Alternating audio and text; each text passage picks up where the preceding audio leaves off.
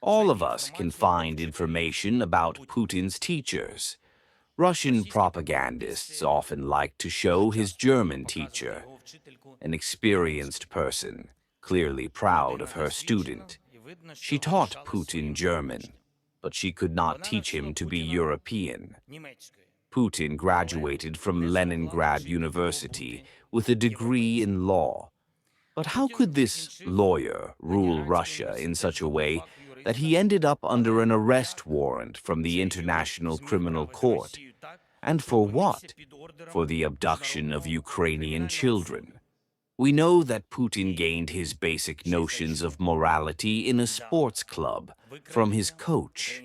And he was not just a judo coach, but more of a coach in the criminal code of conduct, in the corresponding attitude toward life and other people. This was Putin's coach.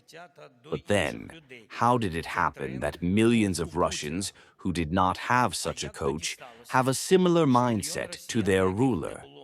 We are dealing with something far deeper than the biography of one man or the politics of one killer. We are dealing with something rooted in Russia's culture, something that inevitably drives it to war. Which of Russia's neighbors has it not yet fought with? All of them.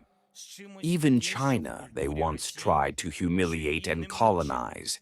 There was a time when they tried to take over Manchuria and other territories of China. Can Russian school children or students today learn in the course of their education about this true history of Russia? Of course not. Russia's political dishonesty is largely built on its academic dishonesty, on the dishonesty of those who teach its children.